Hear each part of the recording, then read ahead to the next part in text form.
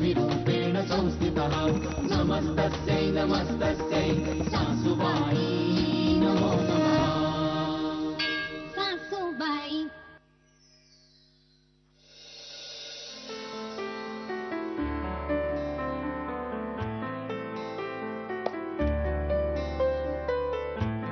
अरे थांबा थांबा थांबा थांबा तिथेच थांबा.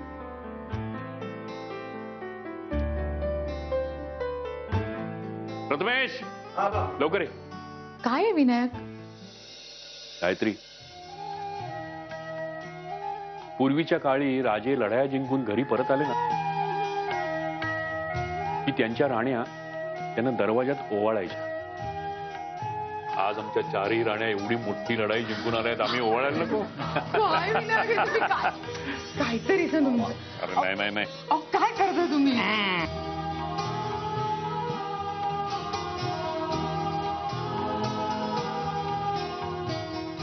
वा,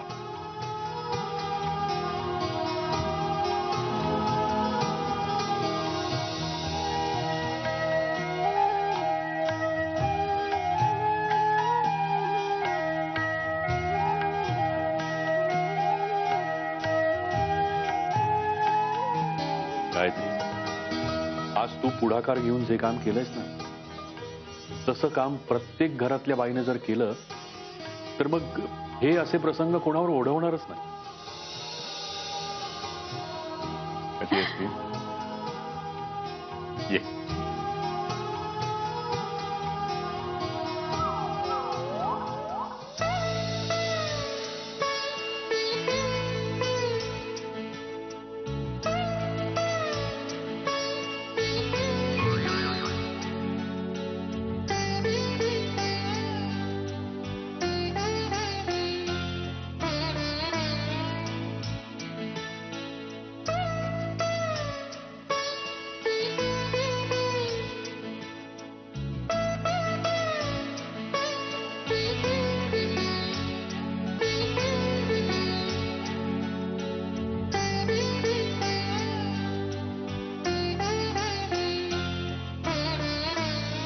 काय ना,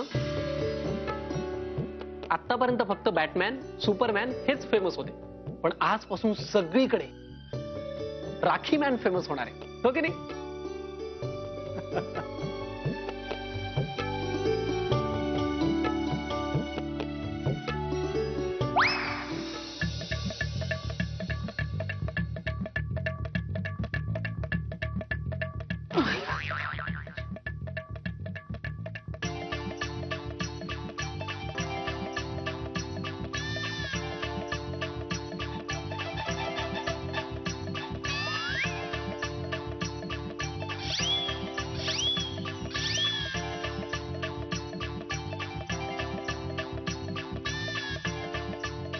आता काय?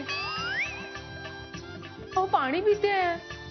एवढी मोठी लढाई लढून आले म्हटल्यावर तहान तर लागणारच ना, म्हणून पाणी पित होते.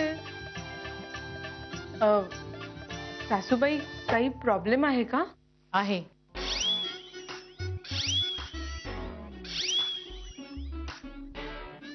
म्हणजे तू पाणी पितेस हा प्रॉब्लेम नाहीये, जिथे बसून पितेस तो प्रॉब्लेम आहे.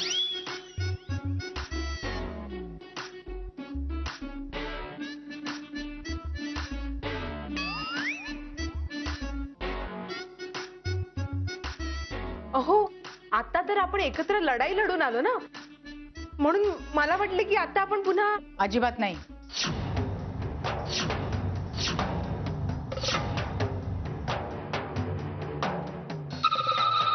आता जे काही घडलंय ते आणि ह्याचा काहीही संबंध नाहीये.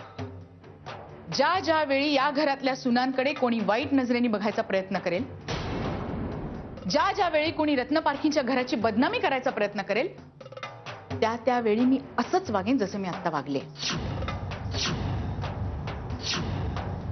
तुला माझं बोलणं कळलं असेल तर उठ आणि तुझ्या घरी जा. आत्तापासून आपल्याला एकमेकांपासून वेगळं व्हायचंय.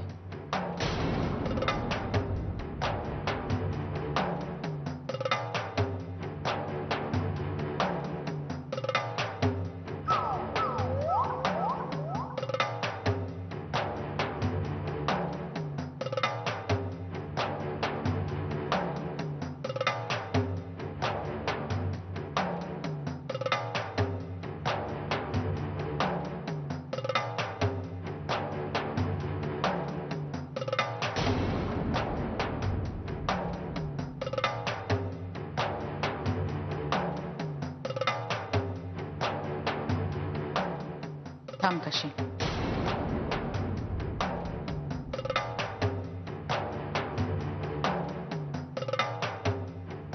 तू एकटी होतीस म्हणून तुला पोलीस स्टेशनमध्ये जायची भीती वाटली, पण जेव्हा आपण चौघी पोलीस स्टेशनमध्ये गेलो तेव्हा अख्खं पोलीस स्टेशन उठून उभं राहिलं होतं. यावरून तुला जे समजायचं ते तू समजू शकतेस.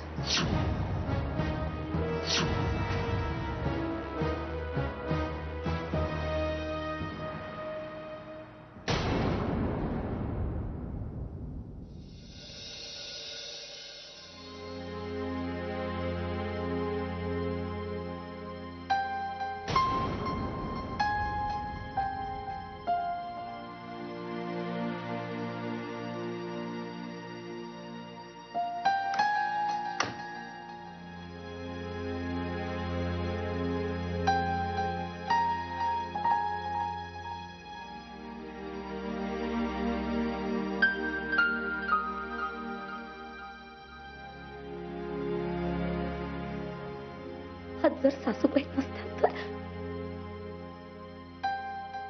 आयुष्यभर रस्त्यावर चालताना पाय थरथरले असते. साडी नेसण्यापूर्वी विचार करावा लागला असता की परत कोणी माझा पदर.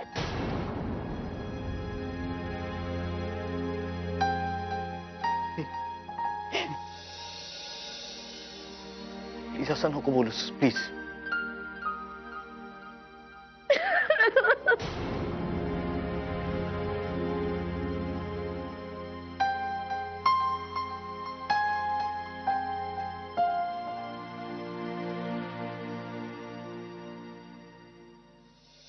ही काय सांगतेस काय आई? हो काय तू बघितलंस मला कशी दिसत होते मी? हो हो हो बघ ना. अगं माहितीच नव्हतं ते. अगो घ्या ना. अगं नाही ना, जुनी साडी नेसली होती. तर मला काय माहित. आई आई मी तुला नंतर करते. हा करते. माय गॉड.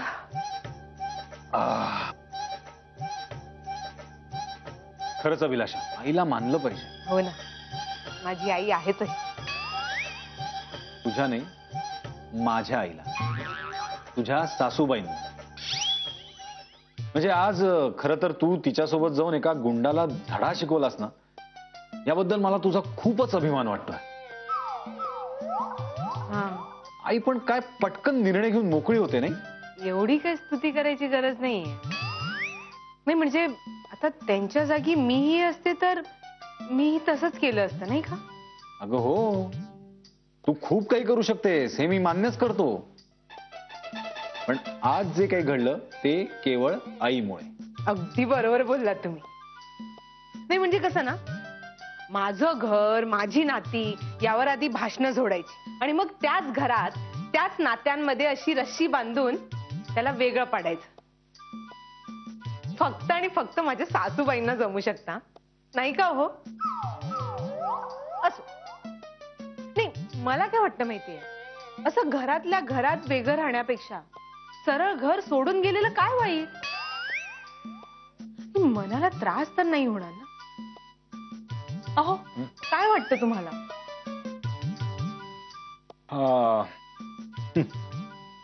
आता मला काय वाटणार, पण ज्या अर्थी तू हे सगळं बोलतेस त्या अर्थी काहीतरी विचार करूनच बोलत असशील, हो ना?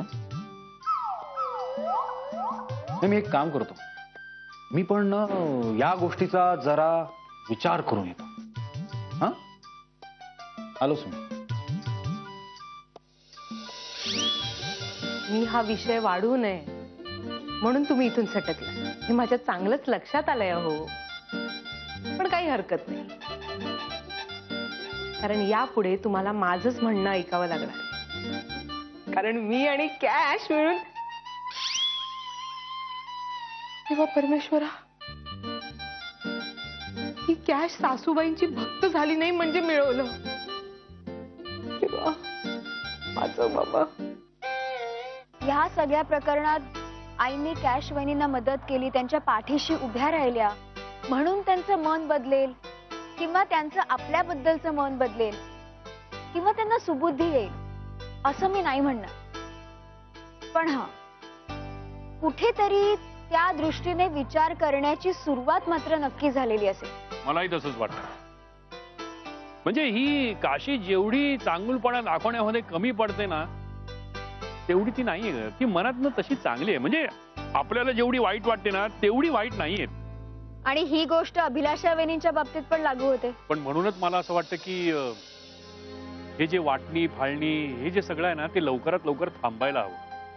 पण हे इतक्या लवकर शक्य होणार नाही. का का शक्य नाही? आबा, ह्या वेळेला आपल्याला फक्त एकत्र नाही यायचं तर चांगल्या मनाने एकत्र यायचंय. आणि ह्याला वेळ तर लागणारच ना. मनाची तयारी करा आबा. जर ही गोष्ट असेल ना तर मग हा फाळणीचा त्रास मी अजून काही दिवस सहन करेन. आबा, घराची वाटणी होत असताना विघ्नेश भाऊजी काहीच बोलले नाही. I understand. पण प्रथमेश दादा काहीच कसं बोलला नाही? मीरा, खरं तर हा प्रश्न मलाही पडला होता. पण त्याचं उत्तर मला त्याच रात्री मिळालं. म्हणजे कुणा एका व्यक्तीच्या निर्णयामुळे कुठलंही कुटुंब कधीही विभक्त होत नाही. आज हा निर्णय कळल्यानंतर कुटुंबातल्या एकाही माणसाच्या चेहऱ्यावरची रेषही हल्ली नाही. सगळ्यांनी शांतपणे हे सगळं मान्य केलं. आणि सगळ्यात आश्चर्य वाटतं ते प्रथमेश. त्याच्या तत्वामध्ये हे सगळं कसं काय बसू शकतं? या गोष्टीचं मला फार वाईट वाटलं. खरंच. आबा, आत येऊ?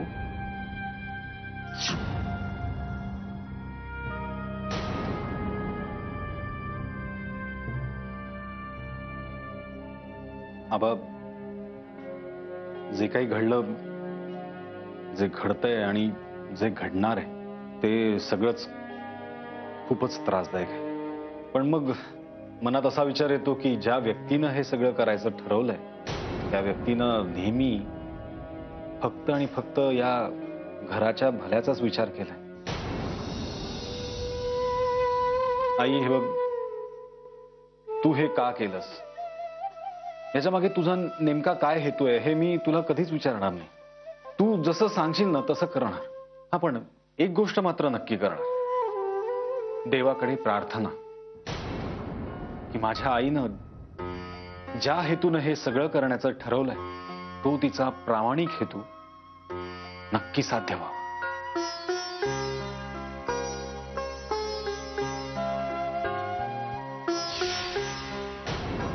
त्यांचा असा वागण्याच्या मागे हा हेतू होता. अगं, या सगळ्या प्रकारामध्ये आपण फक्त तिघं नाही आहोत. आता प्रथमेशही आहे आपल्या बरोबर. म्हणजे आता सगळ्या गोष्टी आपल्या मनाप्रमाणे घडायला हरकत नाही. फक्त तर सर्वात मोठा प्रश्न आहे त्या दोघींचं मन वळवायचा. त्यांचं मन वळवणं एवढं सोपं नाहीये. खरंच सांगते मी.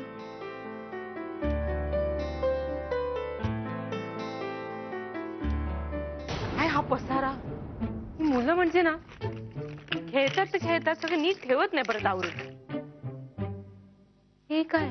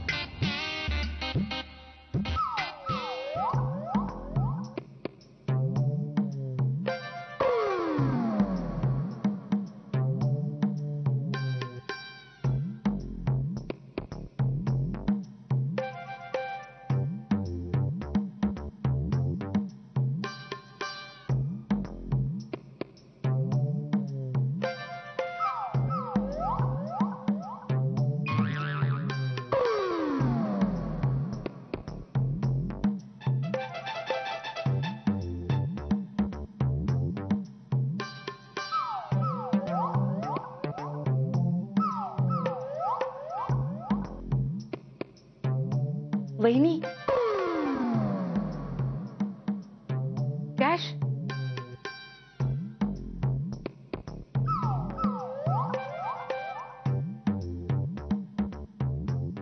ते तिथे बघ ना, तिथे बघ ना. कुठे तिकडे? अगं तिथे बघ ना तू. कुठे? अगं तुला दिसतंय का तिकडे? अहो पण कुठे? हे बघ ना इथे.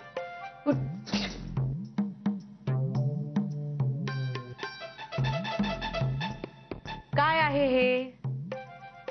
वेणी, याआधी तुम्हाला चेसचा नाद होता. आता हे नवीन खूळ कुठून शोधून काढलं? माझ्या प्रश्नाचं उत्तर दे. काय आहे हे? Target board. अजिबात नाही. मी तुला सांगते. हे बघ, हा जो बोर्ड आहे ना, तो बोर्ड नाहीये काही. ते म्हणजे आपलं आयुष्य. हा? आणि तो मध्यबिंदू आहे ना, ते म्हणजे आपल्या आयुष्याचं ध्येय. वहिनी, तुमची तब्येत ठीक आहे ना? नाही, आयुष्य काय, ध्येय काय, तुम्ही बोलताय काय? जरा थांबशील का? हे बघ, तू हे सगळ्या पिना घे. मी हा, आणि आता त्या टार्गेटवर मार. मग मी तुला सांगते मला काय म्हणायचंय ते.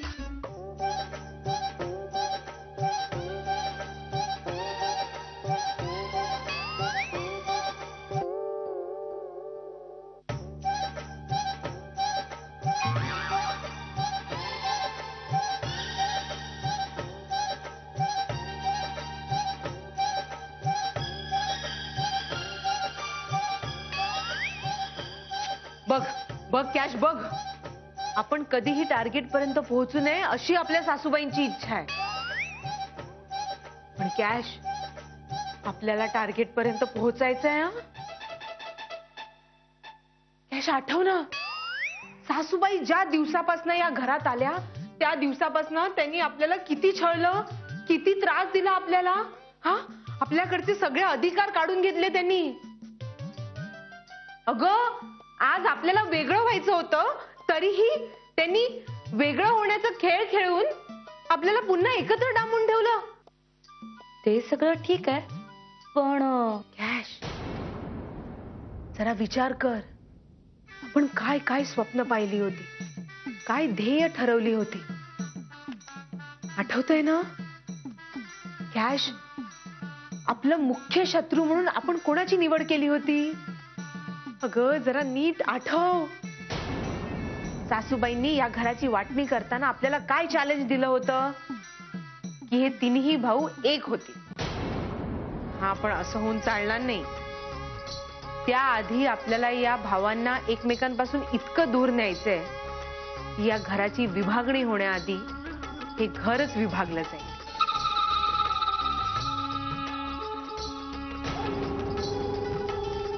हो वेणी, तुम्ही अगदी बरोबर बोलताय. आतापासूनच नेम धरायला हवा, तरच आपण आपल्या ध्येयापर्यंत पोहोचू. हा, वहिनी, मला जरा ॲरो आणून देता का? हा.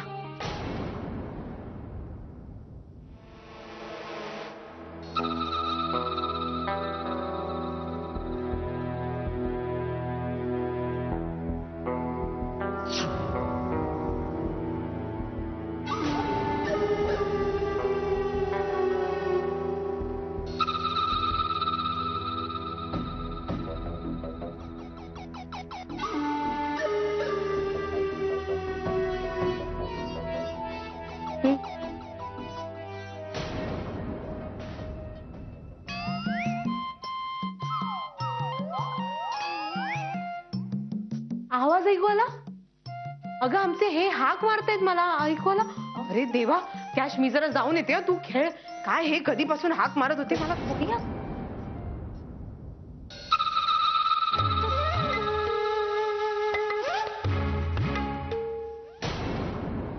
वाटणीनंतरचा पहिला दिवस काश्मीरसोबत घडलेल्या प्रसंगात कधी संपला तेच कळलं नाही. नक्की काय सरस ठरणार दुसऱ्या दिवशी?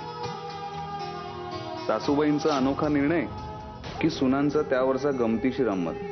भेटूया उद्या आभाळमयत